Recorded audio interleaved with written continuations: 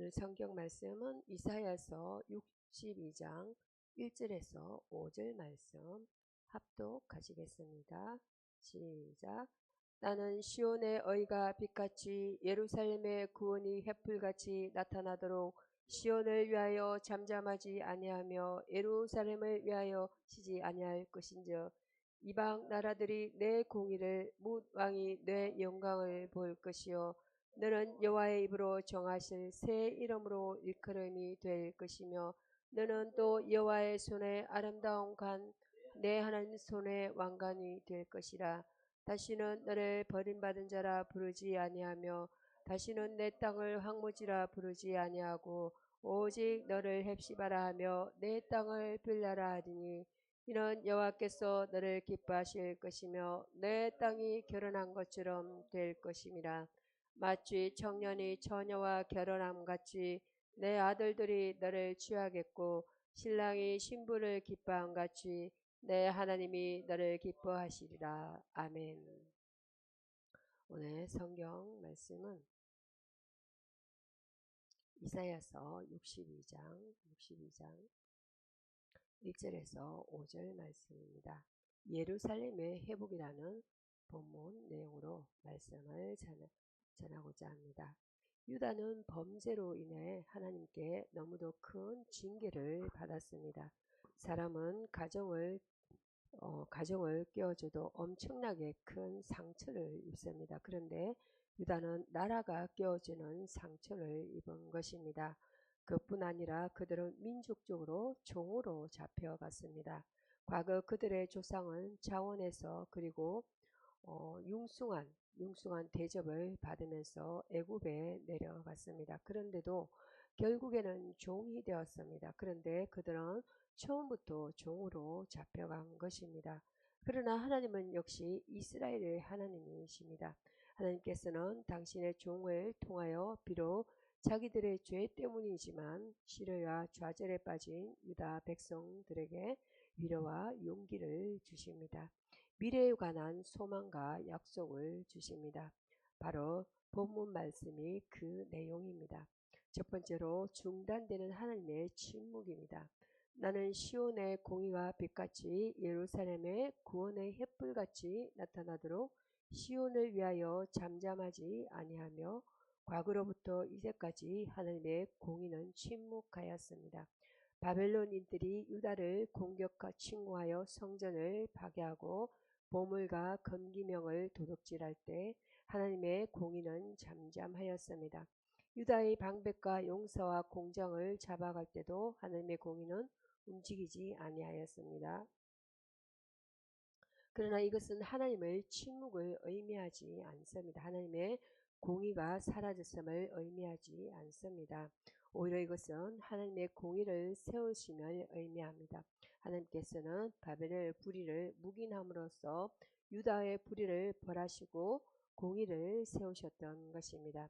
그러나 이러한 하나님의 침묵도 유다 백성들이 고난을 통하여 충분히 죄를 깨달음으로써 끝이 납니다. 하나님께서는 자기의 죄를 깨닫고 회개하는 자에게는 더 이상의 공의의 하나님이 아니십니다. 요한일서 1장 9절 말씀에는 사랑의 하나님이 되십니다. 용서의 하나님이 되십니다. 더 이상 하나님께서는 바벨론의 불의에 대하여 침묵하지 아니하시겠다고 말씀하십니다. 유다를 벌하셨듯이 그와 똑같이 바벨론을 벌하시는 하나님이십니다. 두 번째로 시작되는 해산의 수고입니다. 예루살렘을 위하여 쉬지 아니할 것인즉 시편 121편 4절 말씀에는 이스라엘을 지키시는 자는 졸지도 아니하고 주무시지도 아니하시리로다. 쉬다의 반대 개념은 일하다입니다. 즉 이스라엘 하나님은 일하시는 하나님이십니다. 일한다는 것은 매우 좋은 일입니다. 일을 함으로써 인간은 자아 실현도 자기 존재를 인정받기도 합니다. 이처럼 일한다는 것은 매우 긍정적인 것입니다. 그러나 일하면서 쉬지 않을 때, 즉 쉼없이 일만 할 때 일은 부정적입니다. 그러나 일하면서 그것은 즐거움이 아니라 또한 고통이 되는 것입니다. 그런데 하나님께서는 쉼없이 유다를 위해 일만 하신다는 것입니다. 이는 유다를 위해 하나님의 노력과 수고를 의미합니다. 유다가 자기를 보호하고 하나님의 백성다운 인격을 완성한다는 것은 사실 유다의 일입니다. 이를 위해 유다가 노력하고 수고해야 합니다. 그러나 이미 유다는 한번 실패함으로써 자신의 일을 할 수 없음이 판명 났습니다. 그러므로 하나님이 하시겠다는 것입니다. 이것은 오늘 모든 성도에게도 그대로 적용됩니다. 따라서 오늘날 우리가 하나님의 자녀가 되고 그리스도의 형상을 이루는 것은 하나님의 일입니다. 고린도전서 15장 10절 말씀에는 사도 바울은 나된 것은 하나님의 은혜로 된 것이니라고 하였습니다. 세 번째로 새 이름 헵시바와 뷸라입니다. 너는 여호와의 입으로 정하신 새 이름으로 일컬음이 될 것이며 오직 너를 헵시바라 하며 내 땅을 뿔려라 하리니 하나님께서는 유다 백성들에게 새 이름을 주십니다. 특별히 신앙 안에서 새로 태어난 자들에게 새 이름을 주십니다. 창세기 17장 5절 말씀에는 아브라함에게는 아브라함이라는 이름을 주셨으며 야곱에게는 이스라엘이라는 이름을 주셨고 창세기 32장 28절에 야곱에게는 이스마일이라는 이름을 주셨고 마태복음 16장 18절 말씀에는 시몬에게는 베드로라는 이름을 주셨습니다. 이제 유다에게는 신앙의 새 이름 헵시바와 뷸라라는 이름이 주어졌습니다. 또 헵시바는 나의 기쁨이 그녀 안에 있다라는 뜻이며 뷸라는 결혼한 여자를 의미합니다. 즉 하나님과 유다의 관계는 과거와는 전혀 새로운 부부의 관계라는 것입니다. 신앙으로 거듭난 유다를 하나님께서는 동반자로 삼으셨습니다. 남편은 아내의 보호자입니다. 아내의 모든 것을 책임집니다. 그러면서도 아내는 남편에게 모든 것을 당당하게 청구할 권리가 있습니다. 부부는 동등하기 때문입니다. 하나님께서는 유다 백성들과 이러한 관계를 맺으신 것입니다. 오늘날도 예수 그리스도 안에서 거듭난 자와는 하나님께서 이러한 관계를 맺으십니다. 네 번째로 영원한 안정의 보장입니다.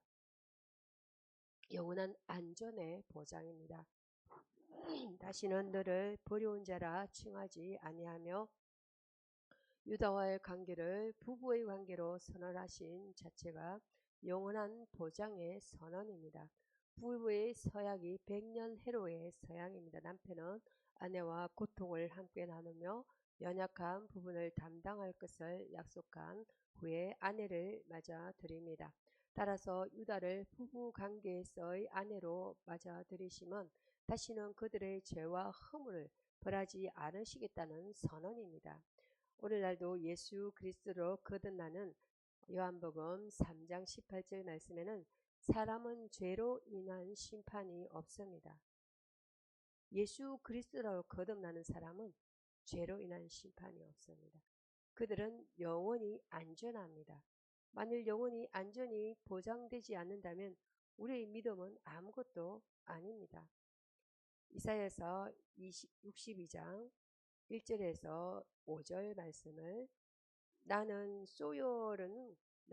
소요는 본장의 회자를 선지자인 이사야라고 생각하였습니다. 그러나 나는 이라고 시작되는 본장이 선지자의 말이라고 한다면 6절에서는 내가 파수꾼을 세우고 라는 말과 연결되는 것이 부자연스럽다는 것입니다. 자신이 선지자이면서 다른 선지자들을 또다시 세운다는 것은 생각하기 어렵다는 말입니다. 문맥과 문장의 내용을 살펴볼 때 본장의 화자는 앞에 61장의 화자와 같은 여호와의 종, 곧 메시아라고 보는 것이 타당하겠습니다. 새 이름으로 일컬음. 하나님의 구원을 받은 주의 백성들이 새 이름으로 불린다는 것은 이전에 잘못과 허물을 없었던 것으로 여김 받으며 또한 이전과는 다른 새로운 성품을 받는다는 것을 의미합니다. 이름은 성경에서 중요하게 취급되었는데 어떤 대상의 이름을 가지고 그 대상이 갖는 속성이나 영적 속성의 내용, 영적 상태를 암시한 경우가 많았던 것입니다. 창세기 11장 9절과 룻기 1장 20절과 호세아 1장 9절입니다. 창세기 11장 9절 말씀을 한번 찾아보겠습니다.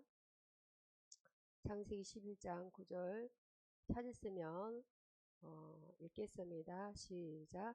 그가 여호와 앞에서 용감한 사냥꾼이 되었으므로 속담에 이르기를 11장 9절입니다. 그러므로 그 이름을 바벨이라 하니 이는 여호와께서 거기서 온 땅의 언어를 혼잡하게 하셨음이니라. 여호와께서 거기서 그들을 온 지면에 흩으셨더라. 아멘. 그리고 룻기서 가보겠습니다. 룻기서는 1장 20절입니다. 룻기서 사사기 다음에 룻기서 1장 20절 찾으셨으면 함께 읽겠습니다. 시작. 나오미가 그들에게 이르되 나를 나오미라 부르지 말고 나를 마라라 부르라. 이는 전능자가 나를 심히 괴롭게 하셨음이니라. 호세아서 1장 9절 말씀 보겠습니다. 호세아 1장 9절입니다. 여호와께서 이르시되 그 이름을 노암미라 하라. 너희는 내 백성이 아니요 나는 너희 하나님이 되지 아니할 것임이니라. 아멘. 그 대상이 갖는 속성이나 내용, 영적 상태를 암시한 경우가 많았던 것입니다. 본문처럼 창세기와 룻기서 1장 20, 창세기 11장 9절, 호세아서 1장 9절 말씀을 참조하시면 되겠습니다. 그래서 하나님께서는 사람들이 17장 5절 말씀에 보면 사람들의 이름을 바꾸시기나 창세기 17장 5절 말씀에도 보면 이름을 바꾸시기도 합니다.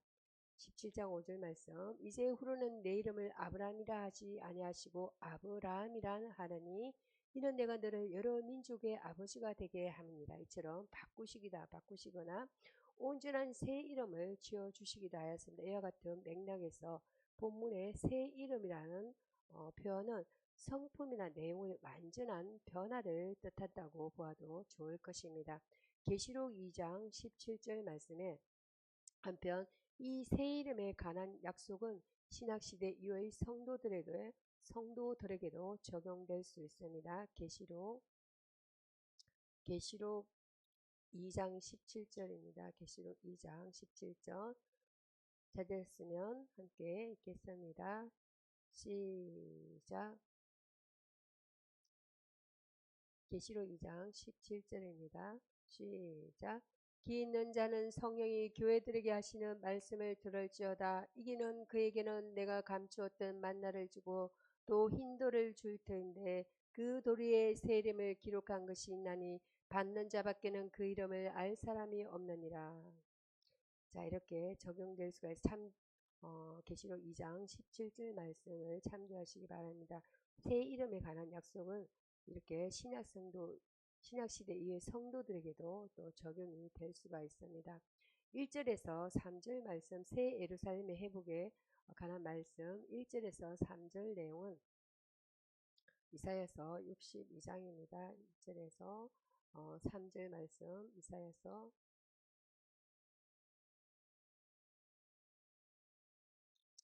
3절 말씀은 나는 시온의 공의가 빛같이 예루살렘의 구원의 햇불같이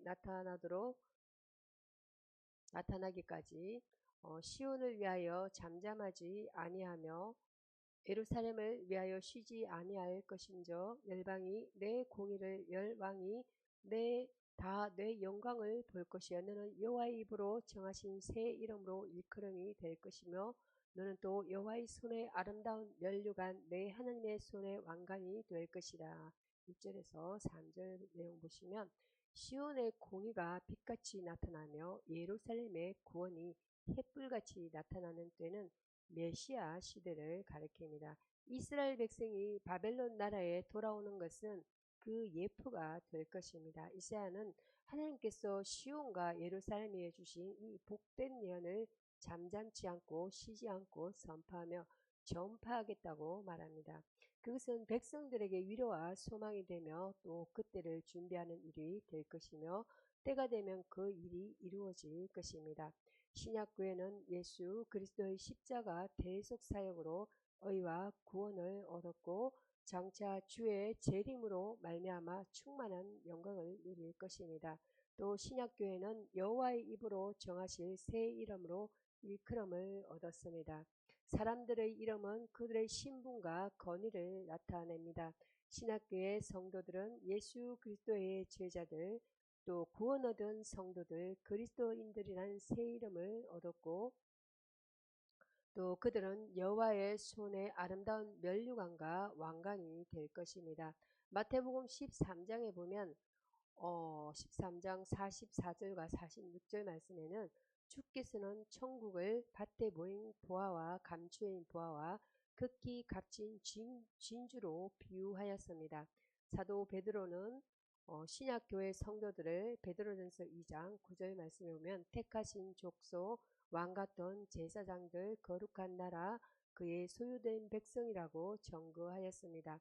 4절에서 5절 말씀을 보면 다시는 너를 버려온 자라 칭하지 아니하며 다시는 내 땅을 황무지라 칭하지 아니하고 오직 너를 헵시바 나의 기쁨이 그에게 있다라는 뜻입니다. 헵시바라 하며 내 땅을 뷸라 베올라 캡치바라고 하는데 헵시바는 캡치바 뷸라 베올라라고 합니다. 결혼하였다는 뜻입니다. 뷸라라 하리니 이는 여호와께서 너를 기뻐하실 것이며 내 땅이 결혼한 바가 될 것입니다. 마치 청년이 처녀와 결혼한 같이 내 아들들이 너를 취하겠고 신랑이 신부를 기뻐한 같이 내 하나님이 너를 기뻐하시리라.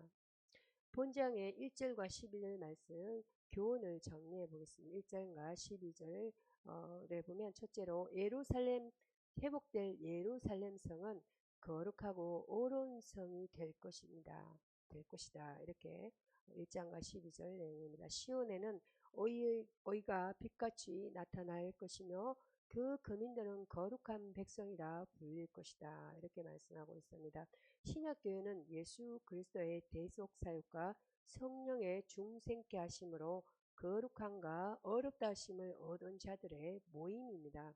그러므로 이제 우리는 고린도서 7장 1절 말씀에는 이제 우리는 영육의 더러운 모든 죄를 버리고 우리의 몸과 마음을 거룩과 의로 항상 단장해야 합니다.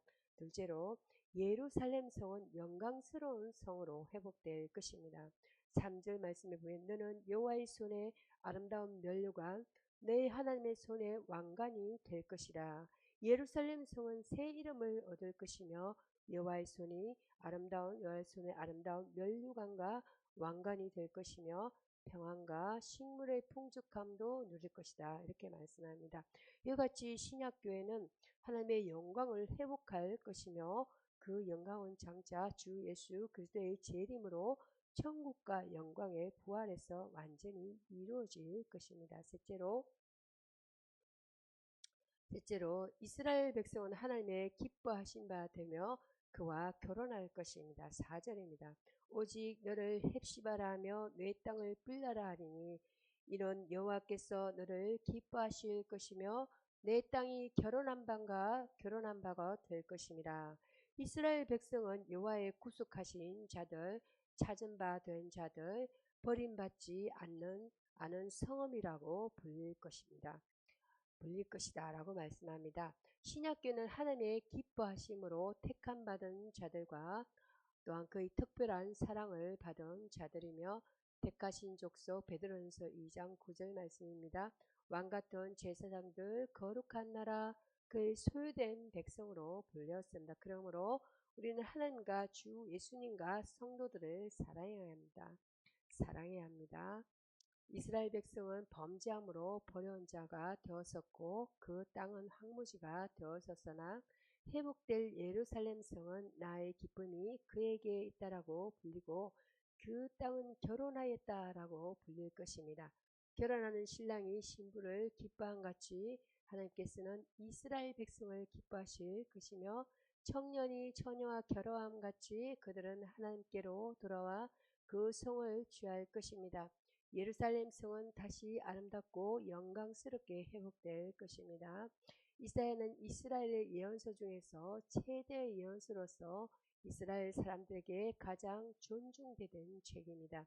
이 책을 한글 개역 성경에서는 대예언서들 중 제일 처음에, 히브리 성경에서는 후기 예언서들 중에서 제일 처음에 위치해 놓고 있습니다. 이사야서는 역사적으로 열왕기, 역대기와 아주 관련 깊은 관련을 갖고 있는데 실제로 이사야서의 기록이 열왕기하에서 계속 언급되어지며 역대기에서는 3회나 언급되어지고 있다는 것입니다. 이 책은 구체적으로 유다의 왕들인 요시야, 요담, 아하스, 민 히스기야 시대를 배경으로 하고 있습니다. 어떤 학자들은 이사야서가 역사적 배경이 다른 각각의 세 책으로 되어 있는데 그것은 예언자 이사야의 영향을 받은 후기의 예언자들이 이사야라는 예언서 가운데 편입시킨 것 때문이라 합니다. 이 책의 특수적인 성격상 본 서론이 깊이 있고 심도 있는 연구는 되지 못할지라도 최소한 독자들이 이사야를 이해하는 데 필요한 도움을 줄 수 있다는 데 가장 큰 의의를 두고자 합니다. 성경 본문에 의하면 본서의 저자는 우시야 왕 때 선지 활동을 시작한 선지자 이사야라서 이사야서 1장 11절을 참조하시기 바랍니다. 그는 귀족 출신인 아모스의 아들입니다. 이사야서 7장 3절에 언급된 바처럼 왕을 쉽게 만날 수 있는 신분인 사실과 이사야서 22장 15절 16절에서 궁전 인물을 만나는 기록, 그리고 이사야 1장 1절에 언급된 바처럼 왕을 쉽게 만날 수 있는 신분인 사실과 이렇게 반복되고 있습니다. 그리고 이사야 1절 1절까지 그의 아버지 이름이 이사야 앞에 소개된 사실 등은 그의 아버지가 당시에 유력한 인물이었음을 시사해 줍니다. 그러므로 이러한 사실을 미뤄봐서 이사야는 상류사회 출신들과 더불어 예루살렘에서 훌륭한 교육을 받으며 자랐던 사람이고 자국 내의 문제나 국제 문제에 깊은 통찰력을 지니고 있었던 사람으로 보여집니다. 이스라엘 전통에 의하면 이사야는 므낫세 통치 기간 중 빈 통나무에 갇혀 토배에 켜져서 죽임을 당했다고 합니다. 히브리서 11장 37절입니다. 이사야의 저자 문제에 관해서는 전통적인 견해 외에는 여러 비평적 견해들이 있습니다. 기록 목적을 보겠습니다. 이사야서의 궁극적인 목적은 구원이 하나님께서에게서 나오는 것이지 사람에게서 나오지 않는다는 진리를 이스라엘에게 가르치려는 데 있습니다. 이것은 우리가 앞에서 살펴본 바대로 선지자의 이름으로 구체적으로 밝혀진 것입니다. 이사야 1장 27절을 보면 시온은 공평으로 구속이 되고 그 기종한 자는 의로 구속이 되리라는 말이 있는데, 이는 선지자가 자기의 작품에서 계속적으로 확대 강조하고 있는 본서의 주제라고 할 수 있습니다. 이사야의 설교는 유대 역사의 중요한 시기에 선포되어졌는데 그 당시에는 아수르가 발흥되었고 이로 인해 자국 내에서는 두 개의 정치적 견해가 생겨났습니다. 하나는 아수르와 동맹을 맺자는 파였고 또 다른 하나는 애국과 동맹을 맺자는 파였습니다. 그러나 이사야는 인간적인 세력을 의지하는 것을 그만두고 오직 하나님의 능력만을 의지하고 신뢰할 것을 강하게 역설합니다. 그는 여기서 또 메시아 탄생을 선포하고 그 다스리는 왕국의 성격에 관해 예언하면서 모든 역사의 궁극적인 목적을 말하고 있습니다. 비평가들이 내용상 다르다고 주장하는 40장에서 60장까지의 부분도 근본적으로 이러한 목적을 맥락에서 서술하면서 하나님의 백성이 나아갈 방향을 제시하고 있습니다.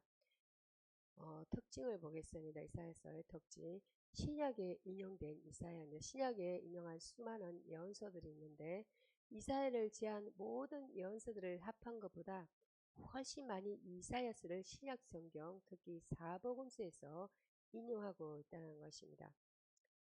또 사도 바울도 로마서에서 4번이나 이사야서를 인용하고 있습니다. 이렇게 신약 성경에서 인용하고 있는 이사야의 말은 두 가지 사실을 분명하게 해주는데 하나는 전체 이사야가 신약 저자들 생존 이전에 이미 기존에 있었다는 것이고 또 다른 하나는 신약 저자들이 이사야를 본서의 단일 저자로 인정했다는 것입니다. 이사야서를 참조하시면 되는데 신약에서 인용한 이사야의 본문들은 다음과 같은데 이사야의 생일을 한번 살펴보겠습니다. 이사야의 생애에 대해서 한번 보겠습니다. 이사야서의 내용을 바로 이해하기 위해서 이사야 선지자의 생애를 살펴보는 것은 대단히 중요하다는 것입니다. 이사야의 생애는 열왕기하 18장 13절과 20장 21절에 의해서 보충되는데 이사야 36장과 36장 39장은 열왕기하 이야기와 같은 내용입니다. 이사야는 BC 760년경 예루살렘에서 아모스의 아들로 태어났는데 여기서 언급되는 아모스는 선지자 아모스는 다른 사람입니다. 그가 하나님께 부르심을 받은 때는 우시야 왕이 죽던 해 이사야서 6장 1절 BC 742년이며 그는 요 선지자 이사야 8장 3절에 요 선지자와 결혼하여 두 아들 스알 야숫과 마을살랄 하스바스를 두었습니다. 그의 사역은 유다의 세왕 즉 우시아 요담 아하스 히스기야의 히스기야의 통치하에서 약 40여 년 동안 계속됩니다. 이스라엘 선지자에 대한 마지막 언급은 사내립이 예루살렘을 공격하러 왔을 때 BC 701년인데 이때 히스기야의 그의 신하들은 이사야에게 기도를 호소했었습니다. 히브리서 11장 37절과 열왕기하 21장 16절 말씀에 이스라엘의 전통적 전설에 의하면 므낫세 왕 때 토브로께서 죽임을 당했다. 이런 내용이 이 성경 히브리서와 참조하시면 되겠습니다. 이사야의 소명입니다. 본문에 우시야 왕이 죽던 해에 BC 742년 내가 본즉 주께서 돌린 보좌에 앉으셨는데 이사야 6장 1절에 참조하시기 바랍니다. 6장 1절 라고 말하면서 그가 본 환상을 중심으로 자신의 소명에 대해서 또한 서술하고 있습니다. 유다의 출중한 일꾼이 우시야 왕의 죽음에 유다와 이스라엘에게 큰 충격이었습니다.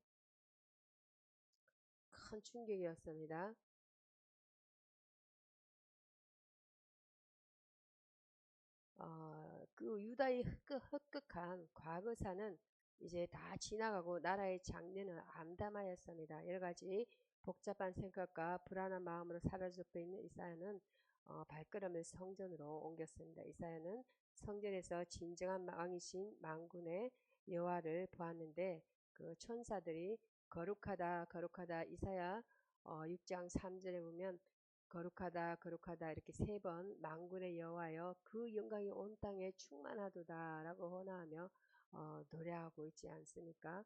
이때 이사야는 여호와 하나님의 거룩하심이 완전히 압도되어 버리고 말았습니다. 이스라엘의 거룩하신 자의 존재에서 이사야는 당시에 팽배했던 의식 형식적인 종교의 무익함을 깊이 깨닫고 하나님을 떠난 인간이 아무것도 아니며 완전히 무기력한 존재임을 알게 되었습니다. 그래서 그는 나는 입술이 부정한 사람이 이사야서 6장 5절에 보면 입술이 부정한 백성 중에 거하면서 만군의 여호와이신 왕을 배웠습니다. 이렇게 외칩니다. 하나님의 거룩하신 손에 의해서 제사함을 받은 이사야는 하나님의 엄성에 민감해졌으며 그의 마음은 새로운 소명으로 불타오르기 시작했습니다. 이사야는 성전에서 거룩하신 하나님을 경험하였으며 그로 인해 모든 것이 새로 지음을 받은 것입니다. 이제 이사야의 마음 가운데 두 가지 확실한 인식이 생겼는데, 하나는 여호와 하나님 아버지의 주권적 통치이고 다른 하나는 하나님의 거룩하심입니다. 이사야서 6장 8절에도 비로소 이사야는 내가 누구를 보내며 누가 우리를 위하여 갈꼬라고 하나님께서 물으실 때 아무런 주저함 없이 이사야서 6장 8절에 보면 내가 여기 있나이다 나를 보내소서라고 대답합니다. 그는 하나님의 지음하신 뜻을 자기 백성들에게 전하지 않을 수 없었습니다. 오늘날에도 정치권에서 이렇게 보면 한중과 중국과 친중과 이렇게 친미 세력을 두고 이렇게 정치인들이 이렇게 어디에 이렇게 손을 잡고 이렇게 활동을 하지 않습니까? 그렇게 그 당시에도 이 당시에도 이렇게 당을 지어서 이렇게 어느 나라와 내가 손을 잡을까 이렇게 제국들과 손을 잡을까 이렇게 하고 있었던 것 같습니다. 그래서 우리는 분명한 선을 긋고 오직 여호와 하나님 하나님께만 우리는 우상을 우리가 이렇게 그 우상을 숭배하는 하나님 제일 싫어하지 않습니까? 우상 숭배하지 말라고 이렇게 우리에게 계명도 주셨고, 그 오늘날 그 우리가 이제 예수님이 오시고 그 공생애 동안 이제 가시고 나서 예수님이 재림하실 때까지 우리는 기다리면서 언제라도 우리 예수님이 오시면 아멘 주 예수여 어서 오시옵소서 하고 이렇게 맞이할 수 있는 준비된 그러한 우리가 사역자가 다 되어야 될 줄 믿습니다. 기도하심으로 주의 말씀을 마치겠습니다. 당신의 능력이 임하여 멋진 하루가 되길. 디모데후서 4장 17절 주께서 내 곁에 서서 나에게 힘을 주시면 나로 말미암아 선포된 말씀이 온전히 전파되어 모든 이방인이 듣게 하려 하시니 내가 사자의 입에서 건짐을 받았느니라. 사랑의 하나님 아버지, 오늘도 이 하루를 주시니 감사합니다. 찌뿌둥한 몸으로 시작하였으나 곧 회복해 주시면 감사합니다. 어제 수많은 일들을 마쳤기에 오늘은 좀 가볍게 지나가길 기대합니다. 그러나 설령 그렇다 하지 않더라도 실망하지 않게 하시고 그 모든 일들을 감당할 수 있는 힘을 주옵소서. 그 어떤 일도 나를 실망시키지 못하게 하시고 모든 일에 나로 하여금 더한 열정을 갖게 하소서. 성령 하나님 함께하여 주옵소서. 당신의 손에서 기적과 같은 해결과 열매를 주옵소서. 오늘도 내가 만나야 할 사람과 일들을 반드시 만나고 해결하게 하시고 오늘도 내가 피해야 할 사람과 사건들을 피할 수 있게 하소서. 당신의 능력이 임하여 멋진 하루가 되길 기도합니다. 당신의 사랑하는 가족들과 사람들을 지켜주시고 어렵고 힘든 사람들의 삶 속에 동일한 은혜로 함께 하소서. 주님을 찬양합니다. 오늘도 성리 주실 것을 믿습니다. 나를 위해 십자가를 지신 예수 그리스도 이름으로 기도합니다. 아멘.